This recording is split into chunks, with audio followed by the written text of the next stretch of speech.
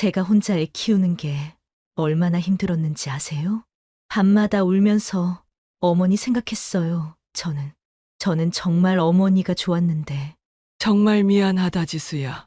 내가 잘못했어. 지수는 이혼한 후 15년 만에 엄마 같았던 시어머니를 우연히 시장에서 마주쳤습니다.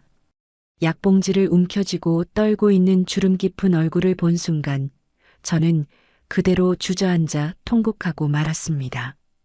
이야기가 궁금하시다면 구독과 좋아요 눌러주세요. 댓글로 지금 어디서 시청하고 계신지 소통해 주신다면 앞으로 더 좋은 영상 제작에 큰 힘이 됩니다. 늦가을의 차가운 바람이 볼을 스치던 오후였습니다. 주인공 지수는 익숙하게 한울시장의 좁은 골목을 따라 천천히 걸었습니다. 그녀의 손에 들린 낡은 장바구니가 오늘 그녀가 해결해야 할 임무의 무게를 묵묵히 증명하는 듯 했습니다. 그녀는 이 시장에서 벌써 10여 년을 장을 봐온 단골 손님이었습니다. 혼자 힘으로 딸 세아를 20살의 대학생으로 키워낸 억척스럽고 강한 어머니 지수에게 시장은 고된 삶의 터전이자 동시에 활기를 얻는 장소였습니다. 지수 씨 오셨어요? 오늘 배추 정말 실해요. 속이 꽉 찼어. 채소가게 아주머니가 반갑게 인사를 건넸습니다. 지수는 미소를 지으며 고개를 끄덕였습니다. 네, 아주머니. 우리 세아가 김치를 워낙 좋아해서요. 항상 좋은 배추로 담가줘야 든든하더라고요. 그녀는 딸 이야기를 할 때마다 자신도 모르게 얼굴에 환한 빛이 도는 것을 느꼈습니다. 혼자 키우는 딸에게 더 잘해주고 싶은 마음, 그것이 지수를 지난 15년간 버티게 한 가장 큰 힘이었습니다. 이걸로 주세요. 좋은 거 골랐죠?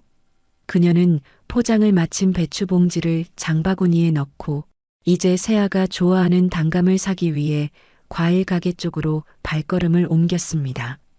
그때였습니다. 콜록, 콜록. 익숙한 듯 낯선 기침 소리가 지수의 귓가를 날카롭게 파고들었습니다. 소리는 가까운 약국 쪽에서 들려왔습니다. 지수는 무심코 고개를 돌렸습니다. 약국 앞에는 한 할머니가 서 계셨습니다. 등은 마치 오랜 세월의 무게를 짊어진 듯 깊이 굽어 있었고 야윈 손은 하얀 약봉지를 꼭 움켜쥐고 떨리고 있었습니다. 머리카락은 완전히 하얗게 새어 있었으며 뺨은 깊게 홀쭉해져 있었습니다.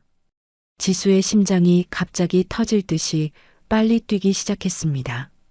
온몸에 피가 역류하는 듯한 격렬한 느낌이었습니다. 왠지 모르게 익숙한 뒷모습, 결코 잊을 수 없는 그 실루엣이 그녀의 뇌리를 강타했습니다. 설마 그분일까? 아닐 거야. 그럴 리가 없어. 지수는 스스로를 다그쳤지만 가슴속의 두려움과 그리움이 뒤섞인 떨림은 멈추지 않았습니다. 할머니는 약봉지를 가방에 넣으려다 또다시 심한 기침을 했습니다. 이번에는 길고 힘든 기침이었습니다.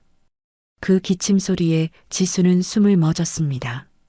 그 순간 지수는 모든 것을 확신했습니다. 15년 전 이혼 서류에 도장을 찍고 문을 나선 그날 이후 단 한 번도 보지 못했던 전 시어머니 미경이었습니다. 세월의 흐름을 정통으로 맞은 듯 쇠약해진 모습이었지만 지수는 단번에 알아볼 수 있었습니다. 어머니, 지수의 입에서 말이 흘러나왔습니다. 15년 동안 꾹꾹 눌러 담아왔던 수많은 감정들이 폭발하는 순간이었습니다. 그동안 홀로 애써 참아왔던 원망도 친어머니처럼 따뜻하게, 자신을 챙겨주던 과거에 대한 그리움도, 변해버린 시어머니의 모습에 대한 충격과 연민도 한꺼번에 터져 나왔습니다. 목소리는 떨렸고 장바구니를 쥔 손도 걷잡을 수 없이 덜덜 떨렸습니다. 마치 꿈을 꾸는 것 같았습니다. 이 현실을 믿을 수 없었습니다. 미경이 천천히 고개를 돌렸습니다. 흐릿한 눈으로 지수를 바라보던 그녀의 얼굴에 깜짝 놀란 표정이 스쳤습니다. 시간의 흐름을 견뎌낸 두 사람이 잠시 말없이 서로를 응시했습니다. 시장의 소음, 상인들의 외침, 사람들의 움직임이 갑자기 멀어지는 듯 했습니다. 세상에 오직 두 사람만이 존재하는 것 같았습니다. 미경의 입가에서 떨리는 목소리가 새어나왔습니다. 지수야, 내가 맞구나. 그녀의 목소리는 오랫동안 말을 하지 않은 사람처럼 거칠고 쉬어 있었습니다. 억양은 반말이었지만 그 속에는 며느리에 대한 깊은 그리움과 세월의 고통이 스며들어 있었습니다. 미경 역시 지수를 알아본 순간 쥐고 있던 약봉지를 떨어뜨릴 뻔했습니다. 그 순간 지수는 더 이상 눈물을 참을 수 없었습니다. 그동안 억눌렸던 눈물이 본물 터지듯 쏟아져 내렸습니다. 예전에 그렇게 당당하고 씩씩했던 미경. 아침 일찍 일어나 집안일을 척척 해내시고 시장 상인들과 큰 소리로 농담을 주고받으시던 활기 넘치던 그분이 이렇게 작고 쇠약해져 계실 줄은 상상조차 못했습니다. 지수는 더 이상 서 있을 힘이 없었습니다. 무거운 감정의 무게와 충격에 그녀는 그대로 시장 바닥에 주저앉아 오열하고 말았습니다. 하염없이 흐르는 눈물과 함께 억울함과 미안함, 그리고 애틋한 연민이 뒤섞여 목이 메었습니다. 15년간 쌓아온 모든 감정이 그 자리에서 폭발하는 강렬한 순간이었습니다. 주변을 지나던 사람들이 그녀와 미경을 힐끗 돌아보았지만 지수는 아무것도 신경 쓸 수 없었습니다. 오직 미경의 야윈 얼굴과 떨리는 손만이 그녀의 시야를 가득 채웠습니다.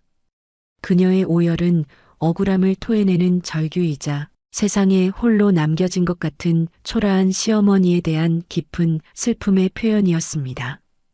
그녀의 가슴을 짓누르는 고통은 주변의 모든 소음을 집어삼키는 듯 했습니다.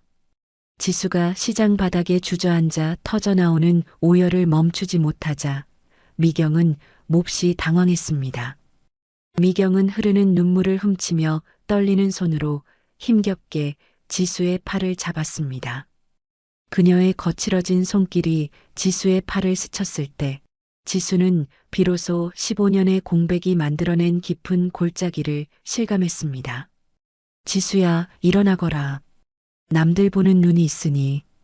미경은 나지막하지만 단호하게 말했습니다. 며느리에게 반말을 쓰는 그 오랜 습관은 여전했지만 그 속에는 이제 과거의 당당함 대신 깊은 불안이 섞여 있었습니다. 지수는 간신히 몸을 일으켰습니다.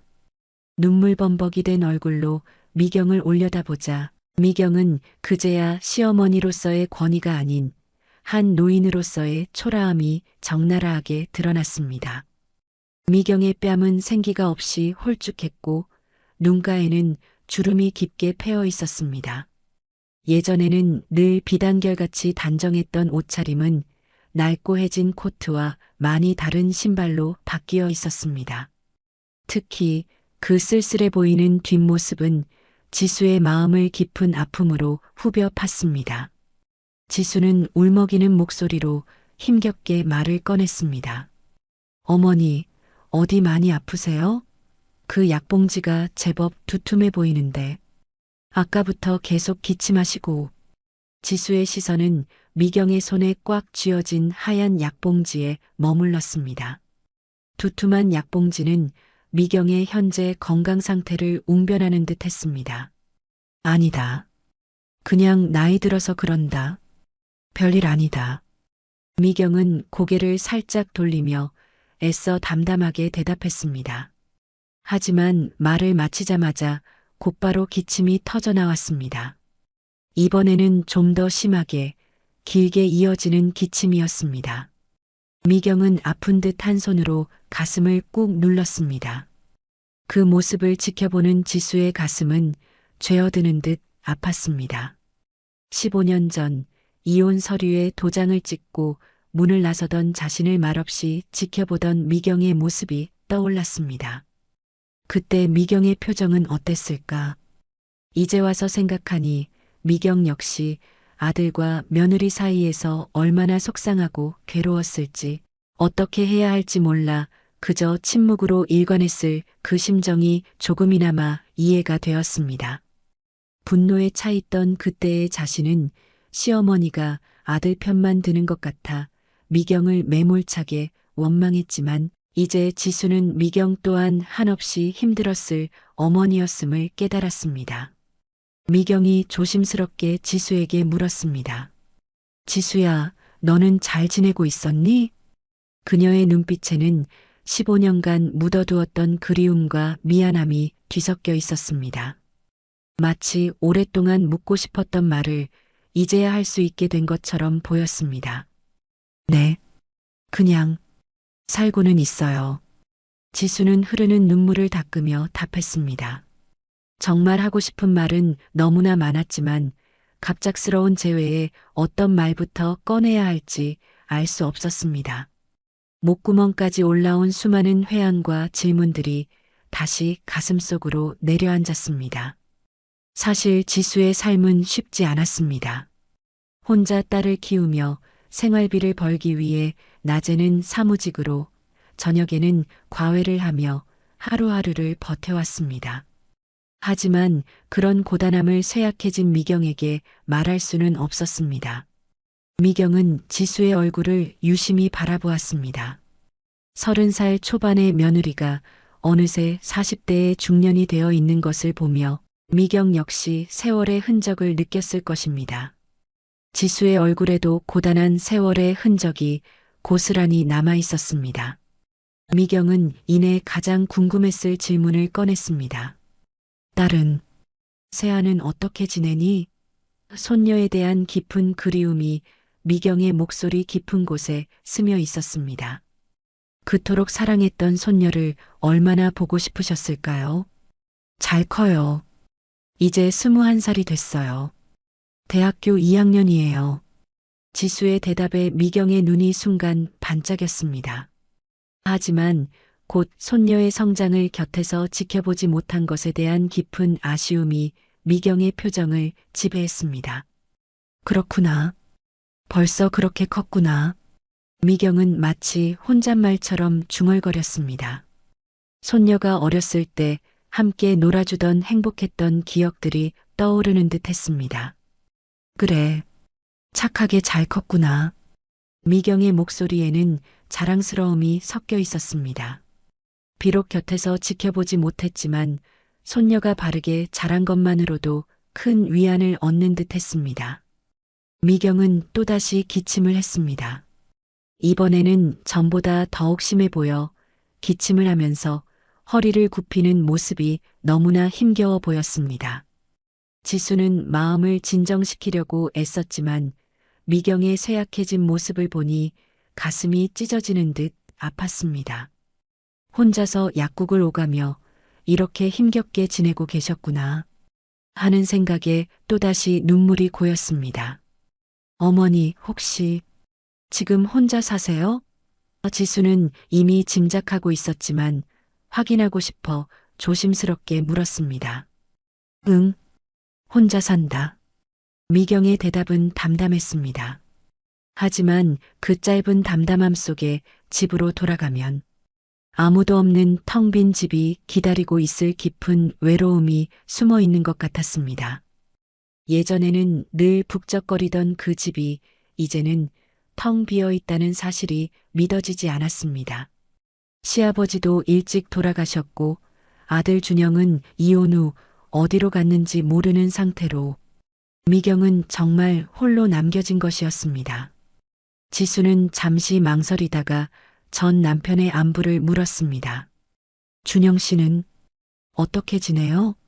미워했지만 그래도 딸의 아버지였고 미경에게는 유일한 아들이었으니 물어보지 않을 수 없었습니다. 미경의 표정이 순간 어둡게 변했습니다. 무언가 말하고 싶어 하는 것 같았지만 쉽게 입을 열지 못했습니다. 깊은 한숨을 쉬고 나서야 미경은 힘겹게 입을 열었습니다. 그놈은 연락이 안 된다. 미경의 목소리에는 아들에 대한 깊은 분노와 실망, 그리고 상처가 섞여 있었습니다. 지수는 더 이상 묻지 않았습니다. 미경의 표정만 봐도 좋지 않은 일이 있었음을 알 수 있었고, 이 자리에서 그런 이야기를 듣고 싶지도 않았습니다. 그럼 나는 이만 가볼게. 미경이 먼저 말을 꺼냈습니다. 오랜 세월 단절되어 있던 사이라 어색함이 너무나 컸을 것입니다. 어머니, 지수도 무언가 말하려다 멈췄습니다. 15년 동안 쌓인 말들이 목구멍까지 올라왔지만 갑작스러운 만남에 정리되지 않은 채 다시 가슴속으로 내려앉았습니다. 두 사람은 잠시 서로를 바라보았습니다. 그 짧은 순간에도 그리움, 미안함, 원망, 걱정 등 말로 다 표현할 수 없는 복잡한 감정들이 오고 갔습니다. 미경은 천천히 발걸음을 옮겼습니다. 등은 더욱 굽어 보였고 걸음걸이도 예전만큼 씩씩하지 못했습니다. 약봉지를 꼭 쥔 그 작은 손이 지수의 눈에 선명하게 박혔습니다. 지수는 미경의 쇠약한 뒷모습을 바라보며 다시 한번 가슴이 뭉클해져 눈물을 흘렸습니다. 미경이 시장 골목 저편으로 사라질 때까지 지수는 그 자리에서 움직일 수 없었습니다. 가슴속에서는 복잡한 감정들이 뒤섞이고 있었습니다. 시장의 소음이 다시 들려오기 시작했지만 지수의 마음속에는 오직 미경의 쉰 목소리와 그 하얀 약봉지만이 계속 맴돌았습니다. 그녀는 한참 동안 그 자리에서 꼼짝 않고 서 있었습니다. 장을 보러 나왔다는 사실조차 잊은 채 방금 전 일이 현실인지 꿈인지 확신하지 못했습니다. 무거운 마음으로 지수는 집으로 향했습니다.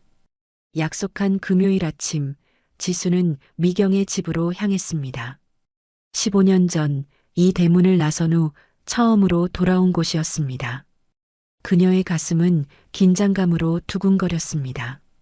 어머니, 지수예요. 문을 두드리자 미경의 목소리가 들렸습니다. 오, 왔구나. 들어와. 대문을 열고 들어선 집안은 예전보다 훨씬 휑하고 쓸쓸해 보였습니다.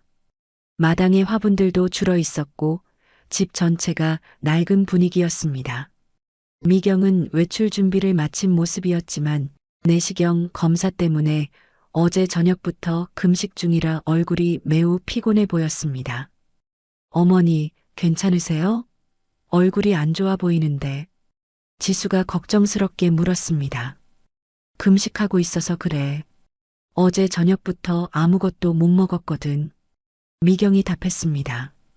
두 사람은 택시를 타고 병원으로 향했습니다. 택시 안에서는 별다른 대화 없이 조용함만이 감돌았습니다. 병원에 도착하여 접수를 하고 기다리는 동안 지수는 미경의 옆에 앉아 묵묵히 미경의 손을 잡아들였습니다. 미경이 검사실로 들어가자 지수는 혼자 대기실에 남아 초조하게 기다렸습니다. 1시간 정도 지나서 미경이 창백한 얼굴로 나왔습니다. 검사 때문에 힘드셨는지 얼굴이 더 야위어 보였습니다. 어머니, 괜찮으세요? 많이 힘드셨죠? 좀 힘들긴 하네. 별일 아니야. 미경은 힘없이 의자에 앉았습니다. 검사 결과는 일주일 후에나 나온다고 했습니다. 지수는 금식 때문에 힘들어하는 미경을 그냥 둘 수 없었습니다. 집에 가서 죽이라도 끓여 드셔야겠어요. 제가 끓여 드릴까요? 미경은 처음에 사양했습니다. 아니다. 혼자 할 수 있어. 하지만 지수는 간곡하게 말했습니다. 어머니, 제가 도와드리고 싶어요. 결국 미경은 지수의 간절함에 고개를 끄덕였습니다. 지수가 미경의 집에 들어와 부엌으로 들어선 것은 정말 오랜만이었습니다. 부엌도 예전보다 많이 달라져 있었습니다. 냉장고도 작아졌고 식기들도 줄어 있었습니다. 지수는 쌀을 씻어 죽을 끓이기 시작했습니다. 지수야, 정말 고맙다.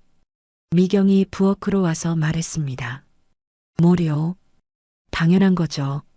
지수는 대답했지만 이 부엌에서 미경과 함께 요리하며 웃었던 예전의 따뜻했던 기억들이 떠올라 가슴이 뭉클했습니다. 죽이 다 끓었을 때 지수는 미경에게 죽을 대접했습니다. 미경은 천천히 죽을 먹었고 맛있네 라고 말하며 힘없이 웃었습니다. 지수는 미경이 죽을 먹는 모습을 바라보며 다시 한번 그녀의 외로움과 고독을 실감했습니다. 혼자 있으니 식사도 제대로 못 챙기고 사는 것이 분명했습니다. 어머니, 응. 요즘 정말 힘드시죠? 지수는 조심스럽게 미경의 마음에 담긴 외로움을 건드렸습니다. 뭐가? 다들 그렇게 사는 거 아니겠니? 미경은 담담하게 대답했지만 지수는 그 담담함 속에 깊은 외로움을 느낄 수 있었습니다. 죽을 다 먹은 미경이 잠시 쉬는 동안 지수는 그릇을 치우고 부엌을 정리했습니다. 이제 돌아가야 할 시간이었습니다. 이제 가볼게요, 어머니. 지수가 말했습니다. 그래, 고생했다. 미경은 현관까지 배웅해 주었습니다. 지수는 무거운 마음으로 골목길을 걸었습니다.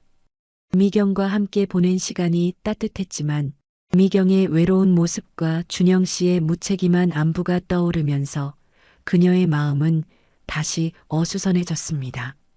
골목 어귀에서 지수는 멈춰섰습니다. 갑자기 눈물이 쏟아질 것 같았습니다. 그때 미경이 뒤에서 지수를 불렀습니다. 지갑을 놓고 간 것을 가져다 주려고 온 것이었습니다. 지수야, 이거. 미경이 지갑을 건네며 다가왔습니다. 지수는 미경을 보는 순간 15년간 억눌려왔던 모든 감정이 터져버렸습니다. 그녀는 울면서 소리쳤습니다. 어머니, 왜 그때 절 안 잡아주셨어요? 어머니는 제 친엄마 같으셨잖아요. 그런데 왜 그때 아무 말씀도 안 하셨어요? 미경은 당황한 표정으로 지수를 바라봤습니다. 제가 혼자 애 키우는 게 얼마나 힘들었는지 아세요? 밤마다 울면서 어머니 생각했어요. 왜 아들만 생각하셨어요? 저는 뭐예요? 저는 정말 가족이 아니었나요? 지수는 흐느끼며 절규했습니다. 미경은 지수의 모습을 보며 그동안 지수가 얼마나 힘들었을지 비로소 깨달은 듯 눈물을 흘렸습니다. 미안하다, 지수야. 정말 미안하다. 미경의 목소리도 떨렸습니다. 저는 정말 어머니가 좋았는데. 지수는 더 이상 말을 잇지 못하고 오열했습니다. 나도 많이 후회했어. 정말 미안하다, 지수야. 내가 잘못했어. 두 사람은 골목에서 마주보며 울었고 15년 동안 쌓여있던 아픔이 터져나오는 순간이었습니다. 골목에서의 격렬한 감정 폭발 이후 며칠 동안 지수와 미경은 서로 연락하지 않았습니다. 지수는 미경에게 소리를 지른 것이 계속 마음에 걸렸습니다. 아무리 억울했던 감정이라고 해도 아픈 어르신에게 그렇게 말한 것이 후회되었습니다. 한편 미경 역시 지수의 말들이 귀가에 맴돌았습니다. 정말 지수가 그렇게 힘들었구나. 내가 정말 잘못했구나. 미경은 혼자 중얼거리며 깊이 반성했습니다. 사흘째 되는 날 저녁, 지수는 용기를 내어 미경에게 전화를 걸었습니다. 어머니, 저 지수예요. 지수야. 미경의 목소리가 조심스러웠습니다. 어머니, 죄송해요. 제가 그날 너무 심하게 말했어요. 지수는 진심으로 사과했습니다. 아니다. 내가 할 말을 한 거다. 미경이 담담하게 답했습니다. 그래도 아픈 분한테 그러면 안 되는 건데. 지수는 다시 한번 미안함을 표했습니다. 지수야, 나와서 이야기하자. 미경이 먼저 제안했습니다. 네, 할 말이 있어요. 지수는 미경과 단둘이서 진솔한 대화를 나누고 싶었습니다. 시장 앞 하늘포차에서 만나자. 지금. 미경의 진지한 목소리에 지수는 놀랐습니다. 1시간 후 두 사람은 하늘시장 앞에 포장마차, 하늘포차에서 만났습니다. 겨울밤이라 바람이 차가웠지만 포장마차 안은 따뜻했습니다. 국물 끓는 냄새와 김이 모락모락 올라오는 모습이 정겨웠습니다. 라면 2개 주세요. 미경이 주문했습니다. 어머니, 매운 거 드셔도 돼요? 위 안 좋으시잖아요. 지수가 걱정스럽게 물었습니다. 괜찮다. 미경은 대답했지만 라면이 나왔을 때 빨간 국물을 보고는 젓가락을 들었다가 멈칫했습니다. 부담스러워하는 것이 분명했습니다. 지수는 조용히 면만 건져서 앞접시에 담아드렸습니다. 미경이 먼저 입을 열었습니다. 지수야, 내가 할 말이 있다. 미경의 목소리가 떨렸습니다. 준영이 얘기다. 전 남편 준영 씨 이야기가 나오자 지수는 긴장했습니다. 그놈 정말 개념이 없었어. 이혼 후에도 한동안은 집에 와서 돈을 달라고 했거든. 그때는 내가 줬지. 미경의 말에 지수는 놀랐습니다. 그런데 3년 전부터 이상해지기 시작했어. 큰 돈을 달라고 하더라. 미경은 라면 국물을 한 숟가락 떠서 입에 댔다가 다시 내려놓았습니다. 왜요? 사업한다고 하더라. 그래서 내가 가진 돈 거의 다 줬지. 미경의 눈빛이 흔들렸습니다. 어머니, 그런데 그 돈을 다 사기당했어. 그놈이 불륜 상대에게 다 털렸더라. 미경의 말에 지수는 충격으로 할 말을 잃었습니다. 미경은 깊은 한숨을 내쉬었습니다. 그 후로는 연락도 안 돼. 채무자들이 집까지 찾아와서 난리였다. 그래서 은행에서 독촉 전화 오는 것도 그때 알았지. 그놈이 내 이름으로 대출까지 받았더라. 지수는 아연실색했습니다. 미경이 그런 끔찍한 일을 겪고 있었는 줄 전혀 몰랐습니다. 집도 담보로 잡혔다. 지금 그냥 버티고 있는 거야. 어머니, 그럼 지금 돈 한 푼 없어. 병원비도 겨우 내고 있는 상황이다. 미경의 고백에 지수는 가슴이 찢어지는 듯 아팠습니다. 미경의 목소리가 떨렸습니다. 내가 널 버리고 아들을 지키려고 했는데 결국 둘 다 잃었다. 어머니, 그때 내가 너를 붙잡았어야 했어. 그놈보다 너를 선택했어야 했는데. 미경은 눈물을 흘리기 시작했습니다. 나는 정말 바보였다. 아들이라고 해서 무조건 편을 들다니. 지수도 눈물이 났습니다. 미경이 이런 고생을 하고 계실 줄은 꿈에도 몰랐습니다. 어머니, 이제 와서 그런 말씀하지 마세요. 아니다. 내가 정말 잘못했어. 내가 너를 아꼈지만 그놈의 아들 때문에 너에게 몹쓸 짓을 했다. 미경은 가방에서 낡은 손수건을 꺼냈습니다. 이거 내가 두고 간 거다. 미경은 손수건을 지수에게 건네주었습니다. 15년 전 지수가 미경에게 선물 받았던 것과 같은 세트의 연한 분홍색 손수건이었습니다. 정말 미안하다, 지수야. 내가 너무 늦게 깨달았어. 어머니도 힘드셨잖아요. 지수는 미경을 위로했습니다. 그래도 변명이 안 돼. 내가 엄마 노릇을 제대로 못했어. 두 사람은 포장마차에서 서로 마주보며 울었습니다. 주변의 시선은 중요하지 않았습니다. 어머니, 이제 어떻게 하실 거예요? 지수가 걱정스럽게 물었습니다. 그냥 버티는 거지, 뭐. 병원비만 낼 수 있으면 다행이다. 집은 곧 넘어갈 거야. 이미 각오하고 있다. 미경의 말에 지수는 결심했습니다. 어머니, 저희 집에 오세요. 아니다. 그럴 수는 없어. 미경은 지수의 말을 막았습니다. 왜요? 저는 괜찮은데. 지수가 단호하게 말했습니다. 너도 혼자 살림하느라 힘든데 늙은이까지 떠안을 수는 없지. 어머니는 늙은이가 아니에요. 진짜로 저희 집에 오세요. 세아도 할머니 보고 싶어 해요. 정말? 미경의 눈이 반짝였습니다. 네. 패 끼치는 게 아니에요. 가족인데. 지수의 말에 미경은 흐느끼며 눈물을 흘렸습니다. 내가 정말 다시 가족이 될 수 있을까? 어머니는 원래 저희 가족이었어요. 지수는 미경의 손을 꼭 잡았습니다. 그날 밤부터 지수는 잠을 제대로 이루지 못했습니다. 눈을 감을 때마다 시어머니의 쇠약해진 모습이 자꾸만 떠올랐습니다. 특히 하얀 약봉지를 꼭 쥐고 떨리던 그 손이 머릿속에서 지워지지 않았습니다. 15년간 무의식 속 깊은 곳에 묻어두었던 원망과 그리움, 그리고 연민이 뒤섞여 그녀의 가슴을 무겁게 짓눌렀습니다. 마치 큰 돌덩이가 가슴을 누르고 있는 듯한 답답함에 지수는 밤새 뒤척였습니다. 엄마, 왜 이렇게 뒤척여? 잠이 안 와?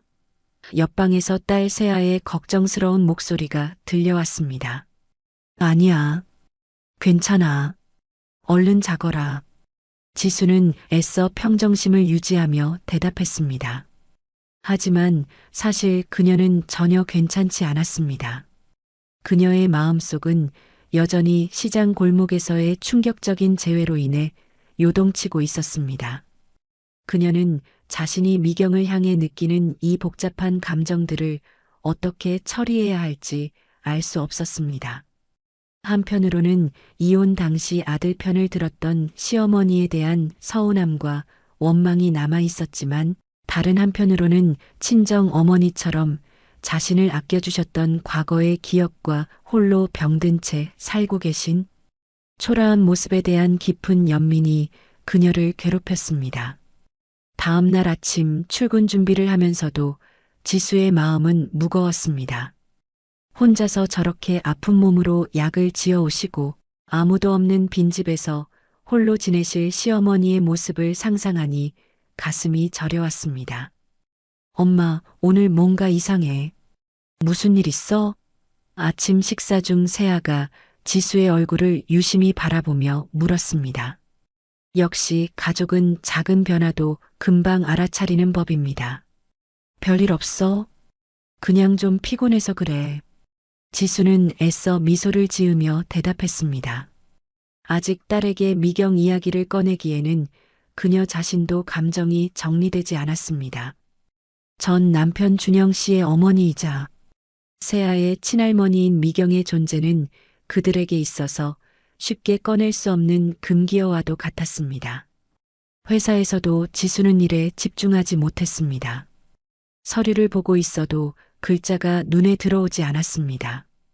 동료가 말을 걸어도 건성으로 대답할 정도였습니다. 그녀의 마음은 온통 미경에게 가 있었습니다. 점심시간에도 지수는 식당에 가지 않고 사무실에 홀로 남아 창밖을 바라보며 지난 15년을 되돌아봤습니다.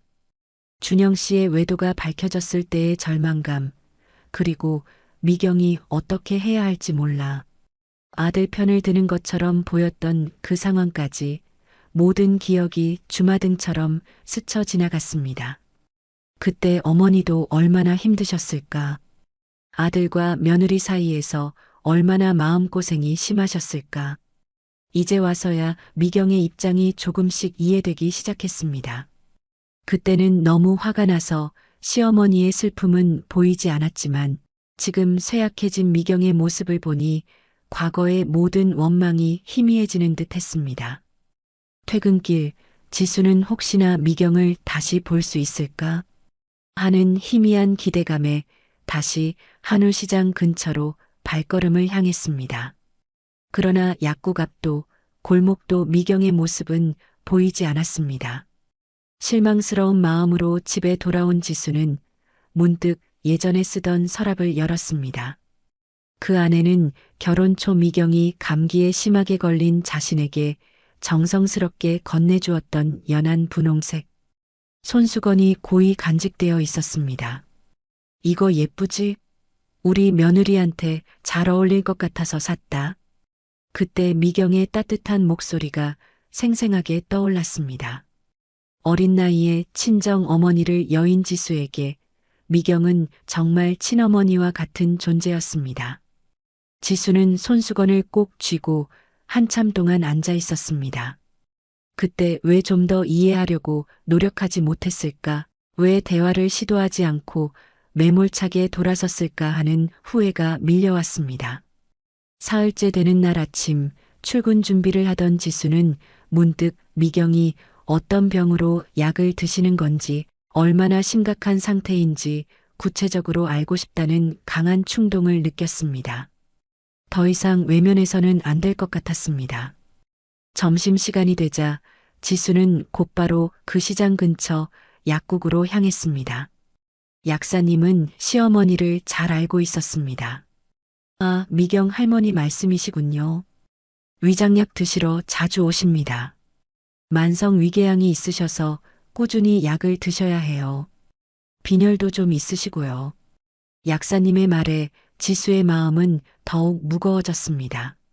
생각보다 상태가 좋지 않았습니다. 재검도 받으셔야 한다고 하시던데 이번 주 안에 병원에 가신다고 하시더라고요. 내시경 검사 예약하셨대요. 약사님의 말을 들은 지수는 충격을 받았습니다. 내시경 검사라니. 아프신데 혼자 가시는 건가? 누군가는 함께 가드려야 하는 것 아닐까?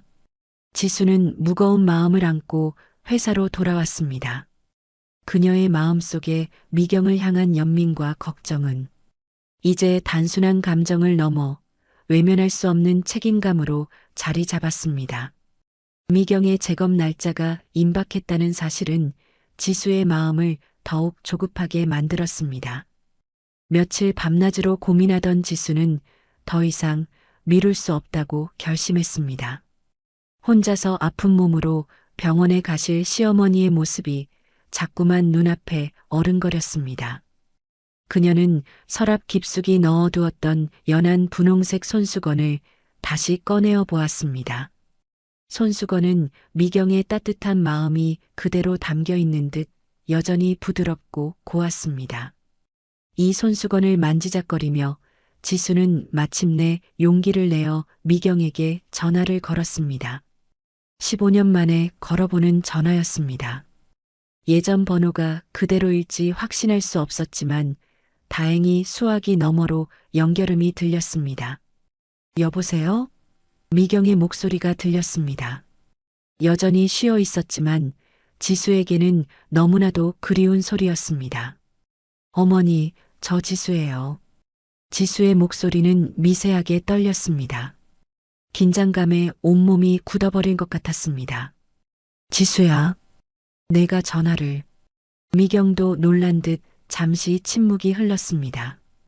그 짧은 침묵 속에서 두 사람은 15년의 세월을 건너는 듯 했습니다. 어머니, 혹시 시간 되시면 잠깐 뵐 수 있을까요? 지수는 조심스럽게 물었습니다. 거절당할까봐 두려웠습니다. 그래, 좋다. 어디서 만날까? 미경의 대답에 지수는 안도했습니다. 다행히 미경은 거절하지 않았습니다. 지수는 재빨리 답했습니다. 한울시장 근처에 작은 찻집이 하나 있는데 거기서 뵐게요. 지금 괜찮으세요? 응, 괜찮다. 전화를 끊고 난 후 지수는 가슴이 두근거렸습니다. 정말 다시 만나게 되는 것입니다. 무슨 말부터 꺼내야 할지, 어떤 표정을 지어야 할지 모르겠지만 일단 만나서 안부라도 물어야겠다고 생각했습니다. 지수는 서둘러 옷을 갈아입고 집을 나섰습니다. 찻집까지 가는 길에 마음을 정리하려고 했지만 계속 긴장감이 감돌았습니다. 찻집에 먼저 도착한 지수는 구석진 자리에 앉아 미경을 기다렸습니다. 밖에는 늦가을 비가 조용히 내리고 있었고 찻집 안은 따뜻하고 조용했습니다. 10여 분 후 미경이 들어왔습니다. 미경은 우산을 접으며 주위를 둘러보더니 지수를 발견하고 천천히 다가왔습니다. 어머니. 지수는 자리에서 일어서며 인사했습니다. 앉아라. 미경은 지수의 맞은편에 앉았습니다.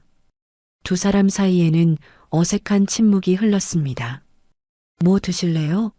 지수가 메뉴판을 보며 물었습니다. 따뜻한 차면 좋겠다. 미경이 답했습니다. 지수는 따뜻한 차 2잔을 주문했습니다. 주문을 하고 돌아오니 시어머니는 창밖으로 내리는 비를 바라보고 계셨습니다. 비가 많이 오네. 미경이 중얼거리듯 말했습니다. 네. 갑자기 내리기 시작하네요. 지수도 어색함을 감추려 날씨 이야기부터 시작했습니다. 차가 나오자 두 사람은 조심스럽게 차를 마셨습니다. 미경의 손이 조금 떨리는 것이 지수의 눈에 들어왔습니다. 차 잔을 들 때 살짝 덜컥 소리가 났습니다. 어머니 손이 아니다. 괜찮다. 요즘 좀 그래. 미경은 손을 황급히 무릎 위에 올려놓았습니다. 지수는 미경의 변한 모습을 다시 한번 자세히 보았습니다. 시장에서 봤을 때보다 더 가까이 보니 정말 많이 야위었습니다. 어머니, 밥은 잘 챙겨 드시고 다니세요? 지수가 조심스럽게 물었습니다. 건강부터 확인하고 싶었습니다. 그냥 먹고는 산다.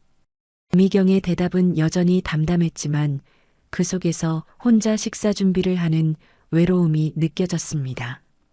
기침을 많이 하시네요. 요즘 날씨가 쌀쌀해져서 그런가 봐.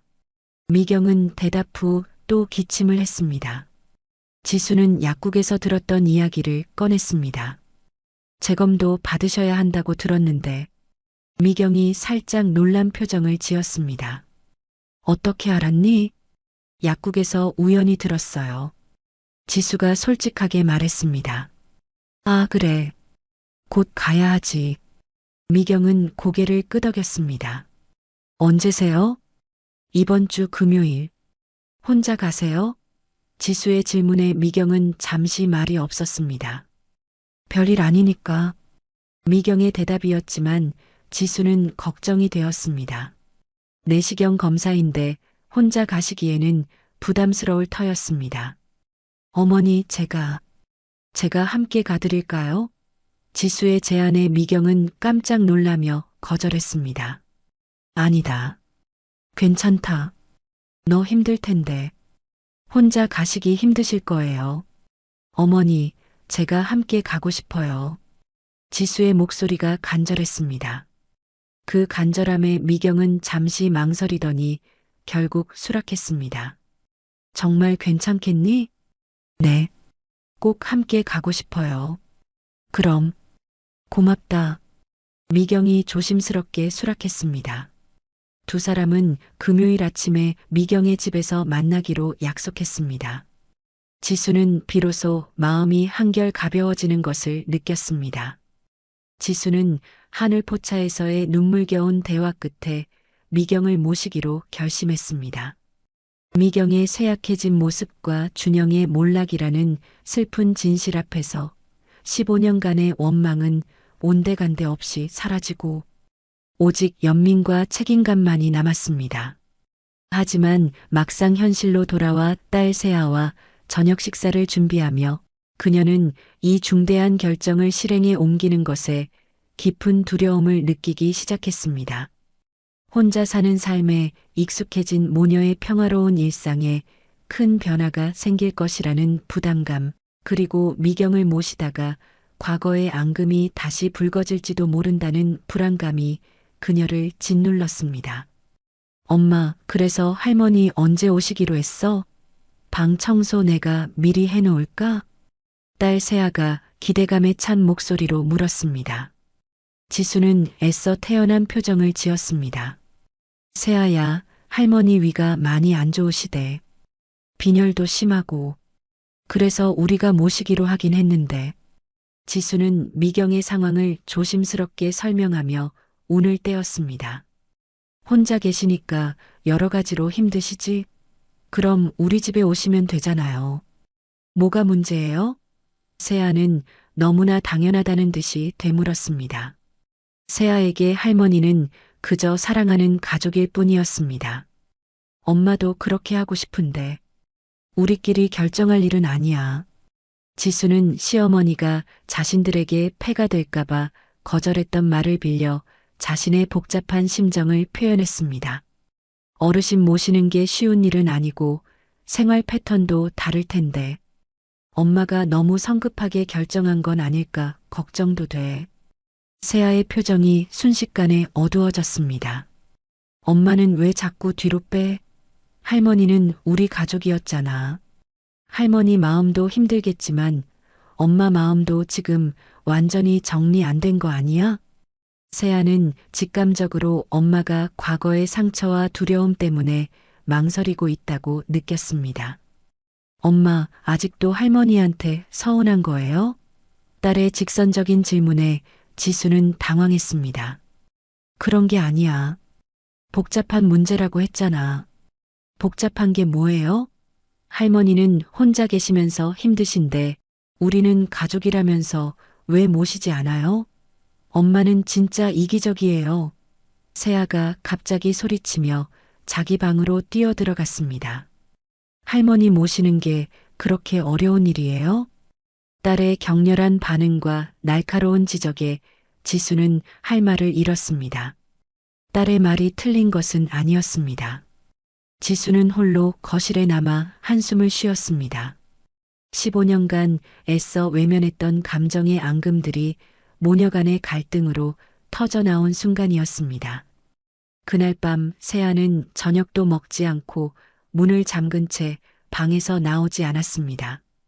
다음 날 아침에도 딸은 여전히 화가 난 상태로 학교에 갔습니다. 회사에서도 딸 생각에 마음이 불편했던 지수는 결국 점심시간에 미경에게 전화를 걸었습니다. 미경의 목소리는 평소보다 더 기운이 없어 보였습니다. 퇴근 후 미경의 집으로 간 지수는 미경에게 다시 한번 진심을 담아 부탁했습니다. 어머니, 저희 집에 오세요. 혼자 계시기 힘드시잖아요. 저희가 모셔야죠. 세아도 할머니와 함께 살고 싶어 해요. 고맙지만 아직은 혼자 할 수 있어. 너희 생활에 방해되고 싶지 않아. 미경은 끝까지 완고했습니다. 자신이 아픈 몸으로 가서 짐만 될까 두려웠습니다. 방해가 아니라고요. 어머니, 제발 저희랑 함께 사셔야 해요. 혼자 계시면 안 되니까요. 지수의 목소리가 간절했습니다. 나도 같이 살고 싶어. 미경이 아주 작은 목소리로 고백했습니다.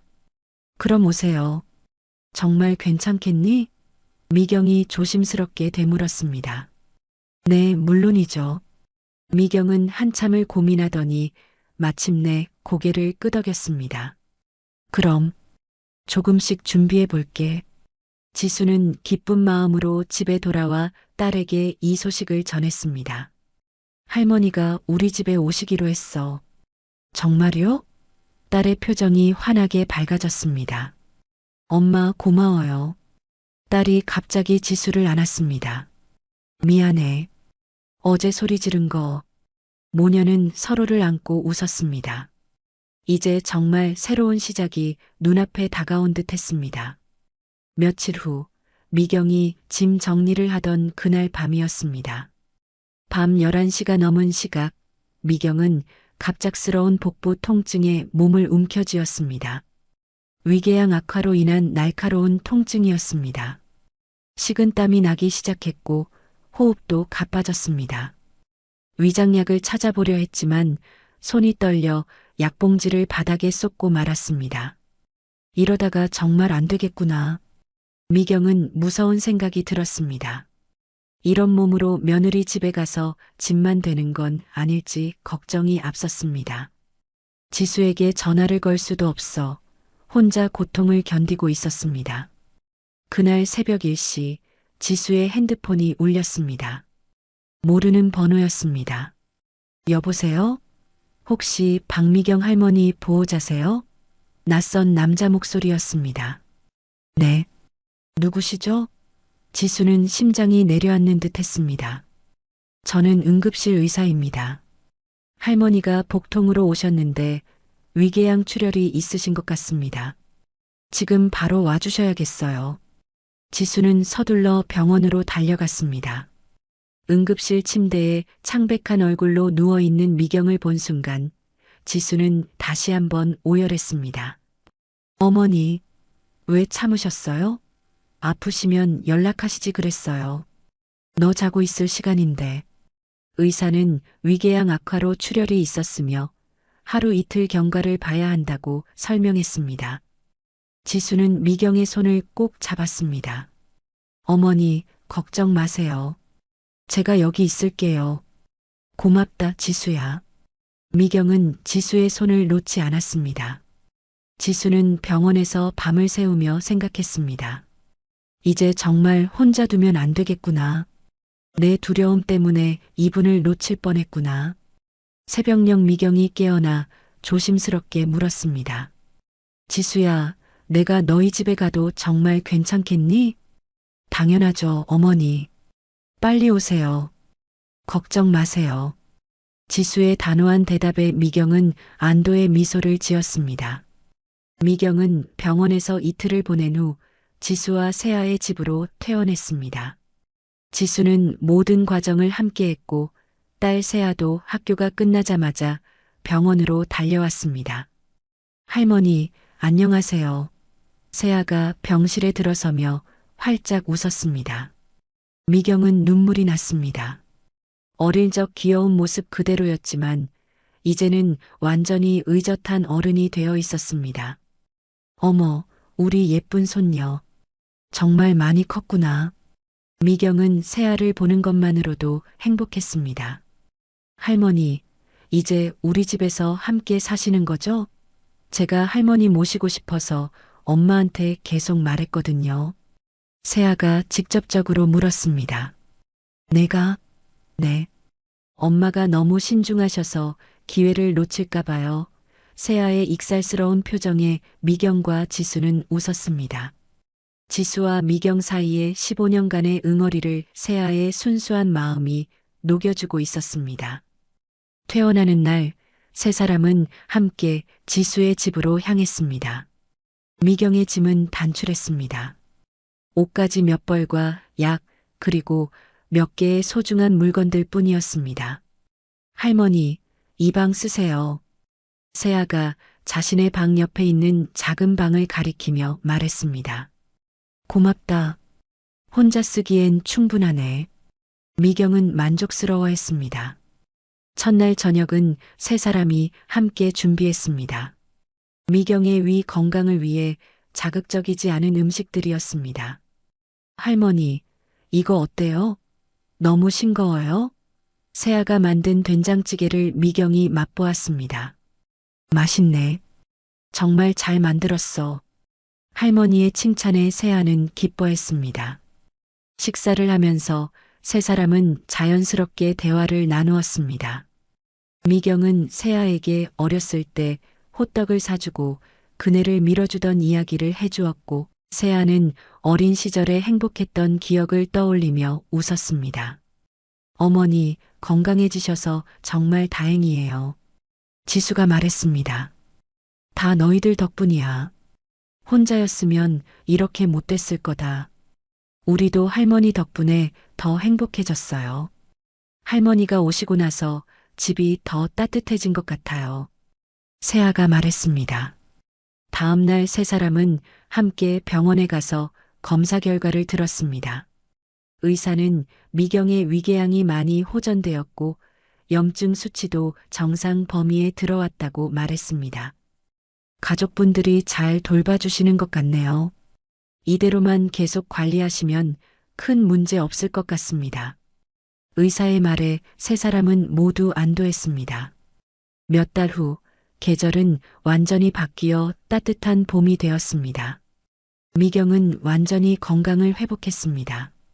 어느 일요일 오후 딸 세아가 친구를 만나러 나간 사이 지수와 미경은 거실에서 차를 마시고 있었습니다. 어머니, 제가 할 말이 있어요. 지수가 조심스럽게 말을 꺼냈습니다. 뭔데? 그때 이혼할 때 말이에요. 저도 잘못한 게 있었어요. 사실 저도 어머니가 저를 붙잡아 주셨으면 했어요. 하지만 말씀 못 드렸어요. 어머니한테 부담 드릴까 봐서. 지수는 눈물을 흘리기 시작했습니다. 미경은 지수의 솔직한 고백에 눈물을 흘렸습니다. 내가 정말 몰랐다. 미안하다, 지수야. 정말 미안해. 어머니 잘못이 아니에요. 제가 말씀을 안 드렸으니까. 저도 고집 부렸어요. 자존심 때문에 연락도 안 드리고, 지수도 자신의 잘못을 인정했습니다. 이해해. 너도 상처받았으니까. 이제 됐어. 우리 다시 시작하자. 미경이 지수를 꼭 안아주었습니다. 지수도 미경을 꼭 안았습니다. 15년 동안 쌓였던 모든 응어리가 풀리는 순간이었습니다. 이제 정말 가족 같네. 미경이 눈물을 닦으며 말했습니다. 원래 가족이었어요. 지수가 대답했습니다. 그때 세아가 돌아왔고 세 사람은 함께 밖으로 나가 첫눈을 맞으며 걸었습니다. 할머니가 계속 건강하시고 우리 가족이 행복하게 살게 해주세요. 세아가 소원을 빌었습니다. 나는 남은 날을 너희들과 함께 보내는 거. 미경도 소원을 빌었습니다. 저는 우리 가족이 서로 아프지 않고 건강하게 사는 거요. 지수의 소원에 모두 고개를 끄덕였습니다. 세월과 병마도 막지 못한 가족의 정이었습니다. 상처받았던 마음들이 치유되었고 이제 세 사람에게는 함께할 미래가 기다리고 있었습니다. 서로를 이해하고 사랑하는 진짜 가족으로 말입니다. 봄의 새싹처럼 그들의 새로운 시작도 희망으로 가득했습니다. 오늘 이야기를 끝까지 들어주셔서 감사합니다. 사연 들으시고 지수님 가족에게 응원의 댓글 남겨주세요. 여러분의 한마디가 누군가에겐 큰 위로가 될 수 있습니다. 영상이 마음에 드셨다면 구독과 좋아요도 부탁드립니다.